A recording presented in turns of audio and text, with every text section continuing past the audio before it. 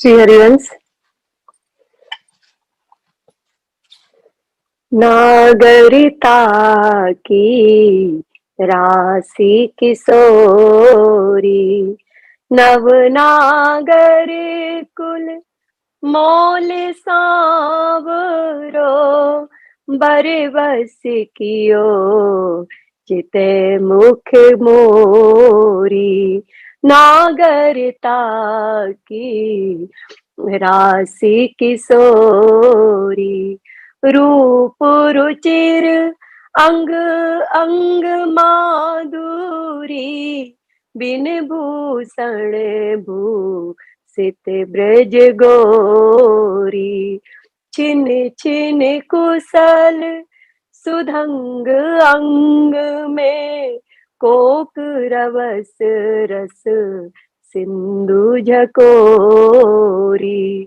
चंचल रसिक मधुप मोहन, मन राखे कनक कमल कुच कोरी। प्रीतम नैन जुगल खंजन, खग बांधे विविध निबंधन डोरी। अवनी उदर नाव सरसी में, मनो कछुक मादिक मद घोरी। जैसी ते हरिवंश पिबत सुंदर वर, सीब सुदृढ़ निगमन की तोरी। नागरिकता की राशि किशोरी। श्री हरिवंश। जय जय। कह रहे हैं राधा रानी नागरता की, चतुरता की, मतलब नागर नागरी यानी किसी जेंटलमैन जेंटल वुमन को कहते हैं, मतलब जो बहुत सभ्य बहुत सिविलाइज्ड, इसको हम नागर नागरी कहते हैं। नगर वाले लोग, एक होते हैं ग्रामीण, एक होते हैं नगर के, ठीक है ना। नगर मीन सिटी वैसे। तो यहाँ पर नागरता की राजकिशोरी यानी जितनी चतुराई जो है वो सारी की सारी चतुराई की किशोरी की राशि वो कौन है? वो हमारी किशोरी है।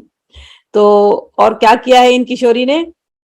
नव नागर कुल मौली सावरो, कि जितने नागर हैं, नव नागरों का समूह, ऑल द जेंटलमैन, ठीक है, सारे जेंटलमैन का भी जो जो टॉप हेड होता है जेंटलमैन, ठीक है ना, तो उनमें तो नव नागर समूह के भी सिरमौर जो श्याम सुंदर हैं, उनके मन को बरबस ही इन्होंने, श्री राधा रानी ने अपनी तरफ खींच लिया है।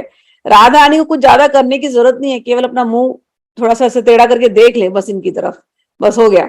और श्री कृष्ण को उन्होंने अपने बस में कर लिया है, केवल अपने मुख को मोड़ करके। बरबस कियो चितय मुख मोड़ी। आगे कहते हैं ये जो नागरता की राशि, ये हमारी जो किशोरी जी हैं, रूप रुचिर अंग अंग माधुरी, ये बहुत ही रुचिर रूप वाली हैं और अंग अंग में इनके माधुर्य भरा है। बिन भूषण भूषित ब्रज गोरी, ये इतनी सुंदर हैं कि इन्हें किसी आभूषण की जरूरत नहीं है, ये बिना आभूषण के ही सुंदर लगती हैं। और हम लोग कहते हैं ना आभूषण, तो ये इतनी सुंदर है कि इन नेत्रों से उनको हम देख नहीं सकते, इसलिए उनकी सुंदरता को थोड़ा सा ढकने के लिए हम लोग आभूषण डालते हैं। आभूषण राधा रानी को सुंदर नहीं बनाते, आभूषणों की सुंदरता राधा रानी की वजह से बढ़ जाती है। ऐसा आभूषण का जब आप लोग देखना तो ऐसे ही दर्शन करना। तो राधा रानी इतनी सुंदर है कि इन्हें आभूषण की जरूरत नहीं है, बिना आभूषण के भी ये इतनी सुंदर है कि इन्होंने बरबस ही केवल वो मुख मोड़ती हैं और श्री कृष्ण इनके वशीभूत हो जाते हैं। छिन छिन कुशल सुधंग अंग में, कोक रभस रस सिंधु जकोरी। कहते हैं एक एक अंग प्रत्यंग इनका नृत्य करता होता है। नृत्य मतलब नृत्य वही करता है जो आनंद में रहता है। अंडरस्टैंड? कोई थका हारा रहेगा, दुखी रहेगा, वो आदमी नृत्य नहीं कर सकता। अगर कोई नृत्य कर सकता है इसका मतलब उसके अंदर आनंद है। तो कह रहे राधा रानी के अंदर तो आनंद आनंद भरा ही है, प्रेम ही आनंद उसी के पास होगा जिसका प्रेम है। तो राधा रानी के पास सब कुछ है, इसलिए वो हमेशा नृत्य, उनका एक एक अंग प्रत्यंग नृत्य करता है। अगर वो बैठी भी रहेंगी ना, तो भी यदि वो किसी को देख रही हैं, तो उनके नेत्र भी नृत्य करते हैं, उनके भुकुटी भी नृत्य करती है। वो हाथ भी अगर हिला करके किसी से बात करे ना, तो नृत्य नृत्य की मुद्रा है। वो अंग प्रत्यंग से उनके नृत्य ये होता रहता है। तो नृत्य में तो ये कुशल है ही। इन्होंने क्या किया है, कहते हैं कोक रबस रस सिंधु जकोरी, जैसे प्रेम के सागर को इन्होंने अपने अंग प्रत्यंग के माधुर्य से, अपने नृत्य से कोक विलास के समुद्र को इन्होंने झकझोर दिया है। ऐसा कर दिया इन्होंने। चंचल रसिक मधुप मोहन मन, राखे कनक कमल कुच कोरी। ये जो नवनागर समूह के जो शिरोमणि है श्री कृष्ण, ये बहुत चंचल है। अगर कोई नागरी दिख जाए, बहुजन वल्लभा बोलते हैं ना, गोपीजन वल्लभ, बहुत सारी गोपियां दिख जाए तो ये चंचल हो जाते हैं, इनसे रहा नहीं जाता।